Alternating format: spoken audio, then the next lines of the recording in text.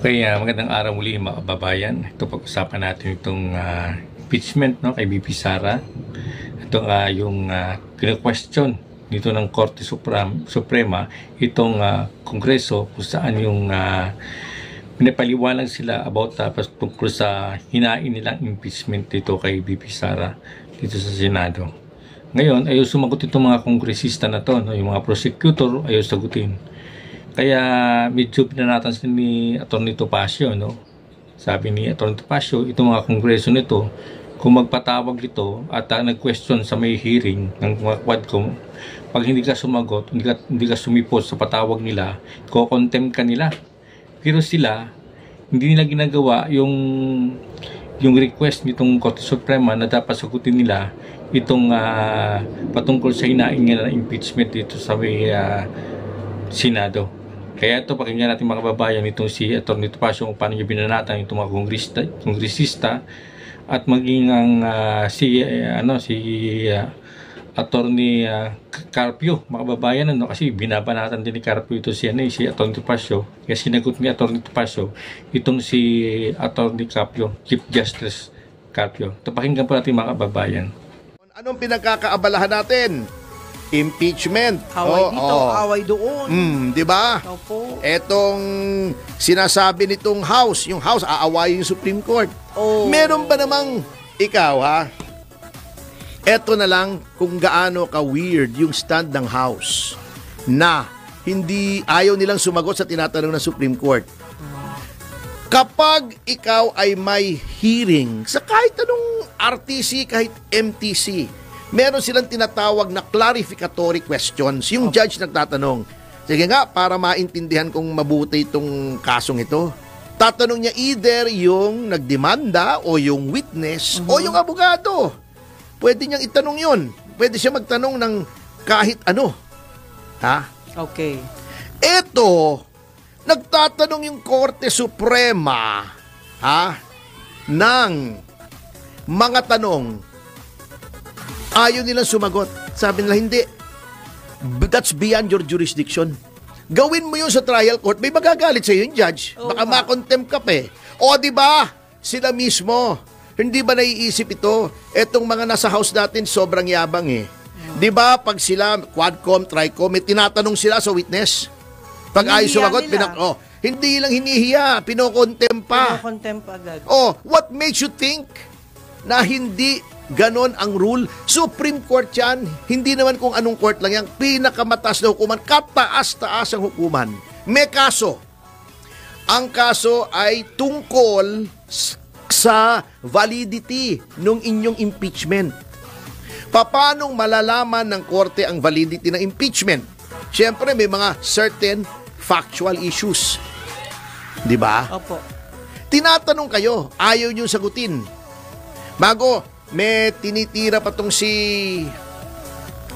pangalan nito, si Carpio, na may presumption of regularity daw. Uulitin ko, yung sinabi ko kahapon, Mr. Carpio, naging mahistrado ka naman ng Korte Suprema.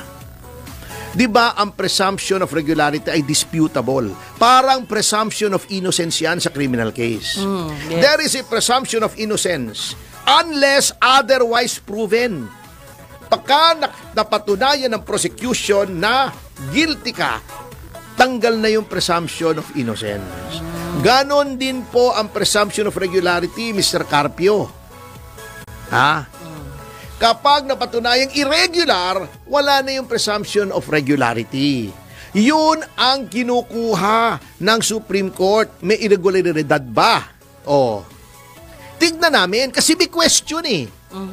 At ang question na yan ay nasa Supreme Court. At duty.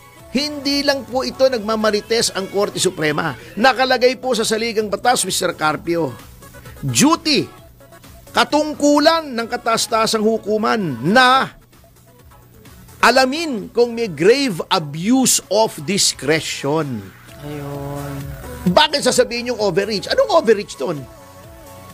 Ginagampanan ng Korte Suprema katungkulan niya to determine whether or not there has been grave abuse of discretion on the part of the House, overreach. Eto, nakakatawa, nag-statement ako kahapon. Opo, yes. Sabi ko, yung stud ng House, palagay ko nagpapayo dyan si dating Justice Carpio at saka si Laila De Lima. Sila rin, yes. Sabi ko, hindi lang arrogant, ignorant pa yung inyong opinion. Oh. Kasi, sinasabi ko yun kasi base sa konstitusyon. Eto, kengkoy. Kita mo mentalidad ng mga pro-impeachment na gusto nilang matuloy kahit illegal. Sabi nila, sino ka? Sino daw ako para sabihing ignorante? Ang dating justice ng Court of Appeals. Ito daw ay Bartap Natcher, valedictorian, o summa cum laude, Laila De Lima daw, ay summa cum laude, etc., kung ano man. O, unang-una, number 1, sabihin ko sa inyo ha, yung presidente nga hindi nakapagtapos ng kolehiyo Huwag niyong ibabandera yung achievements. Number 2, hindi porket valedictorian ka, summa cum laude ka, tama ka na lagi. O di wag na lang tayo mag-litigate. Kung hindi na lang natin ang opinion ng lahat ng summa cum laude sa Pilipinas, ba't naghihiring pa tayo? Ayun. Nasa argumento yan. Pag yan ba summa cum laude, di ba Thursday ngayon? Opo. Summa cum laude, sabihin yan ngayon. Ngayon ay Lunes. Ibig sabihin ba tama siya dahil summa cum laude siya? Mali. Number 3. Hindi po laging tama kahit justice, kahit senador. Case in point. Okay. Nagdemanda po si dating Pangulong Arroyo. Sinasabi niya mali yung ginawa ni Laila De Lima na pwede siyang mag-issue ng HDO, Hold Departure Order. Ginastify ni then Secretary De Lima sa Supreme Court. Siya mismo nag-argue. Sabi niya, may karapatan ako sa ilalim ng batas, sa ilalim ng konstitusyon. Pwedeng mag-issue ng Hold Departure Order ang Secretary of Justice. Anong sabi ng Korte Suprema? Which is the ultimate arbiter of the constitutionality of laws. Mali ka, Laila De Lima. Wala kang power. Yan yung famous case of Arroyo versus Secretary of Justice. Ako yung abogado ni Arroyo dyan. Opo. Okay, di mali si De Lima. Valedictorian siya, eklabu, chuchu kayo. Wala rin. Mali. Sinong kumampi kay De Lima? Si Carpio. Sumang-ayos kay De Lima, ngunit ang karamihan ng kanyang mga kasamahan sa Korte Suprema bumoto na mali si De Lima, mali si Carpio.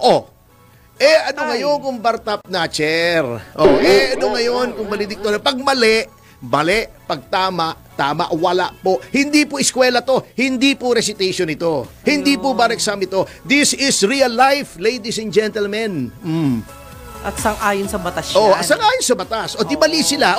Ano ngayong sasabihin nyo? Ako, hindi ako Bartap Natcher. Average student ako. Talo ko sila doon sa HDO case. Yun lang. Talo ko sila doon sa yung dinemanda nilang electoral sabotage si GMA. Di ba si De Lima nagdemanda noon? Di ba dismissed? Di mali siya. Ibig sabihin. Di ba? Lahat yan sila nagdemanda. Yung plunder ni GMA, di ba si Laila De Lima nagdemanda noon? Di ba acquitted? Di mali si Laila De Lima kasi acquitted Bakit inuulit-uli? Ewan ko sa kanila. Ewan ko kung bakit porkit ganito. Hindi po porket sila ay magaling sa eskwela, magaling na sila sa tunay na buhay. Alam po ninyo yan. Okay. Ayaw nilang aminin. Anyway,